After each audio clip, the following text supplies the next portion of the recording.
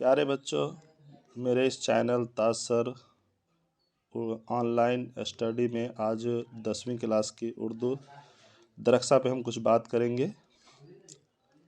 دراصل بچوں 10ویں میں آپ لوگوں کی 2 کتابیں ہیں، ایک ہے درخشا اردو اور ایک ہے روشنی۔ تو اس میں ہم جو ہے بات وہ کرنے جا رہے ہیں سب سے پہلے آپ لوگوں کو کہ اس میں آبجیکٹیو کوشچن وغیرہ بھی ہم جو ہے انشاءاللہ ایگزام سے پہلے ڈالیں گے، لیکن جیسے کوئی بھی لینگویج کی جو بک ہوتی ہے، چاہے وہ ہندی ہو انگلش ہو، اس میں 2 چیزیں پہ اہم ہم کو دھیان رکھنا ہے۔ ایک یہ کہ اس میں جو ہوتا ہے کہ ایک حصہ ہوتا ہے نظم کا اردو میں اور ایک نثر کا۔ جیسے ہندی میں ہم کہتے ہیں کہ کویتا اور کہانی، انگلش میں کہتے ہیں پوئٹری پروس، اسی طرح اردو میں بھی نظم اور نثر ہے۔ تو سب سے پہلے یہاں پہ ایک حمد دیا ہوا ہے جو نظم کی صنف ہے۔ حمد کے معنی ہوتے ہیں کہ خدا کی تعریف، حمد کے لغوی معنی جو ہے خدا کی تعریف ہے۔ اس میں آپ کے جو حمد ہے وہ ہے حمد خدائے عز و جل جو شبنم کمالی کا ہے۔ تو یہاں غور یہ کرنے کی بات ہے کہ ہمیں ایک تو جو ہے کہ اپنے نصاب میں کون سا حمد ہے اس کو یاد رکھنا ہے، دوسرے اس کو لکھا کس نے ہے، ان کی جو ہے جائے پیدائش کہاں ہے، وفات کیا ہے، اور انہوں نے کون کون سی اور بھی کتابیں لکھی ہیں ان کو دھیان میں رکھنا ضروری ہے۔ پھر آتا ہے نثری صنف۔ نثری صنف میں جیسے یہاں پہ افسانہ ہے، تو حمد اسی لیے پہلے دیا گیا، ویسے نظم بعد میں بھی اس میں دیا ہوگا، لیکن حمد اسی لیے پہلے دیا گیا ہے کہ کہیں بھی کوئی بھی کام کیا جاتا ہے تو اللہ کے نام سے کرنا جو ہے وہ برکت کا سبب ہوتا ہے۔ تو اسی لیے شاعروں نے بھی اس چیز کو ہمیشہ دھیان میں رکھا ہے کہ ہم اس کو پہلے حمد سے ہی اپنی چیزوں کی شروعات کریں۔ تو اسی لیے یہ چیزیں، پھر اب ہم آتے ہیں افسانہ پہ۔ تو افسانہ جو ہے وہ کیا ہے؟ تو افسانہ ایسی نثری کہانی ہے جو ایک نشست مطلب ہوتا ہے سیٹ، بیٹھنا، بیٹھ کر ایک بار بیٹھ کر، مطلب ایسی کہانی ہے۔ اس کو کئی طریقے سے تعریف اس کی گئی ہے، لیکن ایک تعریف یہ بھی ہے کہ افسانہ ایسی نثری کہانی ہے جو ایک ہی نشست میں پڑھی جا سکے۔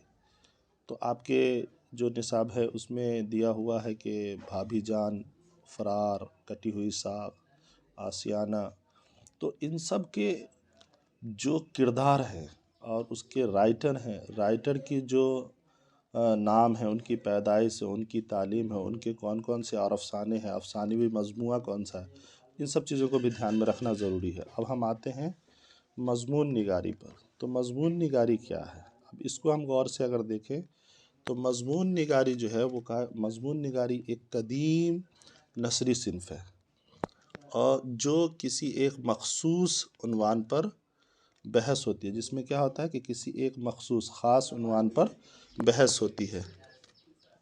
مضمون مختصر اور طویل دونوں ہوتا ہے۔ تو اس میں بھی آپ کی کتاب میں بھی مضمون ہے، عالمی حدت ہے جو ماخوذ ہے۔ اب بہت سارے بچے ماخوذ سے کیا، ماخوذ کہا جاتا ہے کہ ایک ایسے جو خاص جہاں سے شروعات ہوتی ہو، اتپن ہوتا، ہندی میں اس کو یہ سمجھ لیں۔ تو اب عالمی حدت کی جو بات ہے تو اس میں کیا ہے، عالمی حدت کی شروعات کیسے ہوتی ہے، کیا ہوتی ہے، یہ ساری چیزیں بحث ہوگی۔ کہ جیسے ہم لوگ کہتے ہیں گلوبل وارمنگ، ٹیمپریچر کا بڑھنا، کاربن ڈائی آکسائڈ وغیرہ کا بڑھنا، سائنس میں بھی اس پہ باتیں ہوتی ہے۔ خیر، تو یہ چیزیں ہیں۔ اب ہم اس کے بعد آتے ہیں، تو اس میں آپ کے جو ہے مضمون کئی سارے ہیں، تو اس مضمون کو بھی دھیان میں رکھنا ہے۔ اب آتا ہے ناول۔ تو ناول کیا ہے؟ ناول جو ہے وہ اس پہ دھیان دینا ہے کہ ناول جو ہے وہ اردو نثر، اردو کی نثری ادب ہے۔ کیا ہے؟ ناول اردو کی نثری ادب ہے کہ ایک اہم ساکھ ہے۔ جو نثری ادب ہے اس میں اردو کا ایک اہم ساکھ ہے۔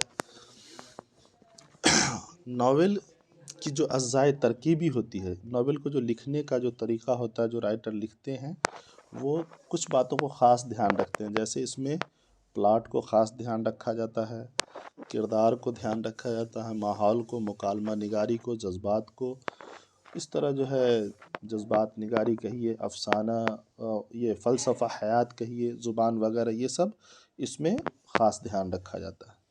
تو ہم کو دیکھیں گے کہ اگر ناول نگاری کی جہاں تک بات کریں تو اردو میں ناول نگاری جو ہے وہ ڈپٹی نذیر احمد سے شروع ہوئی ہے، اور ڈپٹی نذیر احمد اردو کے بڑے ناول نگاروں میں سے ایک ہیں، اور انہوں نے ہی اردو کی ناول نگاری کی شروعات کی ہے۔ ایسے عورتوں میں جب اردو کی ناول نگاری کی بات آتی ہے تو رسیدۃ النساء جو ہے وہ ان کا بھی ناول جو ہے وہ مشہور ہے، جو ہے عظیم آباد سے تعلق رکھتی تھی۔ تو خیر اور بھی چیزیں باتیں آئیں گی ایسے۔ اب اس کے بعد آتا ہے مکتوب نگاری، مطلب کہ خط نگاری جو ہے، تو اس میں جو غالب کا نام ہے وہ بہت اوپر ہے۔ آپ آگے کلاس میں جائیں گے تو غالب کی مکتوب نگاری پہ بہت ساری باتوں کو پڑھیں گے۔ یہاں پہ کیا ہے، مکتوب نگاری میں جیسے آپ کو دیا ہوا ہے پہلا غالب سے ہی شروع کیا گیا ہے۔ غالب کے بارے میں ایک بات یہ ہے کہ وہ جب خط لکھتے تھے تو اس انداز میں لکھتے تھے کہ پڑھنے والے کو ایسا لگتا تھا کہ غالب ہمارے سامنے بیٹھ کر بات کر رہے ہیں۔ تو یہ چیزیں ہیں غالب کی خط نگاری میں، خطوط نگاری میں۔ اسی میں مکتوب نگاری ہے، یہاں پہ خط ہے۔ انٹرویو ہے، انٹرویو ہم آپ جانتے ہیں کہ کسی کے جو ہے سامنے اگر بیٹھ کر کوئی خاص باتیں ان سے پوچھی جائے، ان سے جو ہے جو بھی سوالات ہوتے ہیں اسے انٹرویو کہتے تھے۔ یہاں پہ ویدی کا ایک انٹرویو ہے۔ اسی طرح نظم، اب یہ شاعری صنف آیا نظم، جو پہلے ہم نے حمد پہ بات کیا تھا وہ بھی شاعری میں سے نظم تھی۔ تو اب یہاں پہ نظم کی جو صنف آتی ہے تو نظم ایک عام طور پہ نظم ہم کسی بھی موضوع پہ لکھ سکتے ہیں، جیسے یہاں پہ دیکھ سکتے ہیں کہ مناظر فطرت پہ ہے، انڈیا گیٹ پہ ہے، ہم نوجوان ہیں۔ تو یہ ہے، اگر ہم نظم میں مرثیہ کی بات کریں تو مرثیہ میں جو ہے وہ کسی کی موت پر جو لکھا جاتا ہے، ماتم کیا جاتا ہے۔ دراصل اردو میں یہ صنف جو ہے نا وہ زیادہ تر شعراء نے کربلا سے اسے جوڑ کر، کربلا کے واقعے سے جوڑ کر ان کو پیش کیا ہے، جس میں اردو میں جو ہے وہ آپ کو انیس و دبیر کا نام بہت آگے آتا ہے۔ انیس تو سلامت علی جو ہے وہ ببر علی انیس اور سلامت علی دبیر، یہ دو بڑے شعراء اس میں گزرے ہیں مرثیہ میں۔ اب آتی ہے بات مثنوی کی، تو مثنوی کیا ہے؟ تو مثنوی میں یہ بات سمجھنا ہے کہ یہ بھی ایک نظمی صنف ہے، لیکن اس میں کیا ہوتا ہے کہ ایک داستان طویل جو کہانی ہوتی ہے اس کو نظم کی شکل میں پیش کیا جاتا ہے۔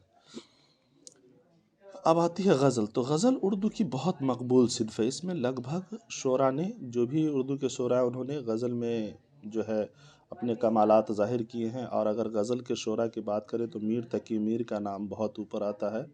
ان کی بہت ساری غزلیں بھی ہیں جو بہت اچھی اچھی غزلیں ہیں۔ آپ جب آگے کلاس میں پڑھیں گے تو بہت ساری ان کی غزل آپ کو جو ہے ملے گی۔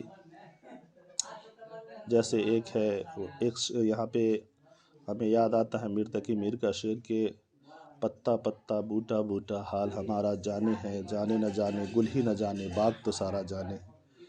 تو اس طرح میر تقی میر کی جو شاعری ہے اس میں بہت خوبصورتی ہے، اور وہ بڑے شعراء میں بڑے شعراء جو ہے شروعاتی دور میں اردو کے بڑے شعراء میں میر تقی میر، سودا، درد، ان لوگوں کا نام بہت اوپر ہے۔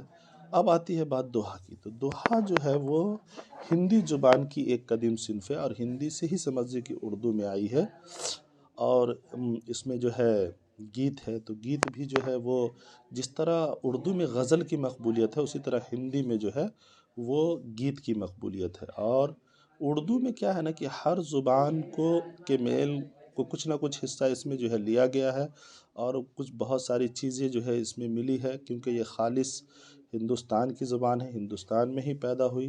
تو اسی لیے بہت ساری ایسی صنف ہے جو اس میں الگ الگ زبانوں سے لی گئی، انگریزی سے، ہندی سے، فارسی سے، عربی سے، اس طرح سے جو ہے۔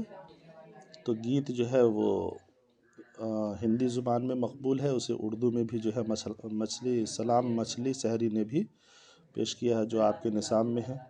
ان سب چیزوں کو دھیان میں رکھیں گے، کس نے لکھا ہے، کب لکھا، ان کے بارے میں جو رائٹر ہے ان کا کون سا جو ہے گیت آپ کے نصاب میں ہے، یہ سب یاد رکھیں تو آبجیکٹیو کوسچن میں بہت زیادہ آپ کو مدد ملے گی۔